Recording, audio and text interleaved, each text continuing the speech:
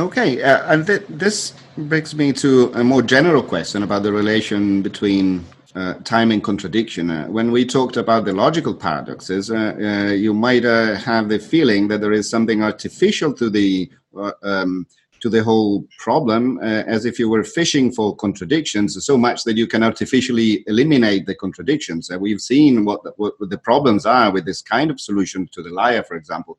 But the case of time, it seems like no one is really fishing for contradictions, but contradictions seems to pop up everywhere. Like every time you start thinking about them, we have Zeno's arguments, we have the problem of temporary intrinsics, we have McTaggart's argument. It seems like there is something deeply connected, some deep connection between the two things. And if you're right in your strategy, which is to just accept these phenomena as bona fide arguments for dialetheism, and that there must be something deeply interesting about the connection between contradictions and flux. But it is hard to see what exactly. I mean, just like it is hard to see what any static state has to do with flux, because it doesn't imply that it's going to change or not change, for that matter. But it seems to be irrelevant. But so is the simultaneous instantiating states that are contradictory. It doesn't in itself seem to have anything to do with flux. Right? You have P, you have non-P. But why should that change, right? Or why should that lead to change or cause change? Or what do you think is the deep connection that there seems to be between the two things? And if you're right, there must be. Well, that's an interesting question. A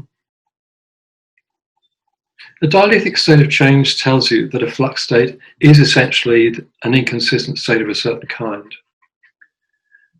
Okay. That's not at all obvious.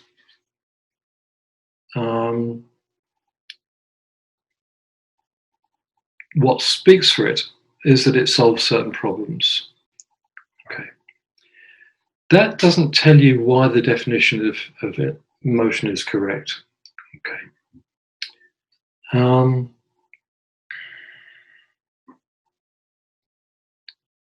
Could there be an explanation of that? Well, maybe, but I don't see one offhand.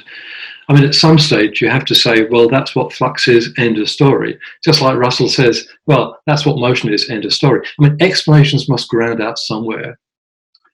And this is not uncommon in science. So, for example, just think of the thermodynamics of temperature. So what is temperature? Well, it's average kinetic velocity of the molecules of the damn stuff, right? That's not obvious. What speaks in its favor? Well, you can do quite a lot of explanation with that. That's good. Can you give an independent explanation of why temperature is average velocity of the molecules? No, I mean, that's just what it is, end of story. And as far as I can see, at least at the moment, you're going to have to say something similar about intrinsic states of change. But the scope of explanation in that case is extremely limited, whereas here it is virtually illimited. Any kind of change of whatever kind, temporal becoming, change of place, change of temperature, whatever change has something to do with contradictions, which kind of cries for a unified explanation. And I agree that Russell, you could retort the same to Russell, but the difference seems to be that everybody agrees that change has to do with being in different states at different times. What we disagree about is whether that is all there is to say about change. So, sure. That's necessary, but it's not sufficient. But the phenomenon of change is obviously very wide. It applies to virtually everything in the causal flux, including time itself. So, I mean, you're certainly right in a sense that this implicates a lot of things. You might see that as a strength of the account, just because it ties together so many distinct things, and unifying power is usually taken to be a virtue of a theory. I mean, earlier on you mentioned the paradox of self-reference. One thing you might ask is what the connection is between the paradox of self-reference and these paradoxes we're talking about now, and I think the answer is pretty much zero. I mean, the paradox of self-reference provides one application. For dialetheism, accounts of time or change provide a different one.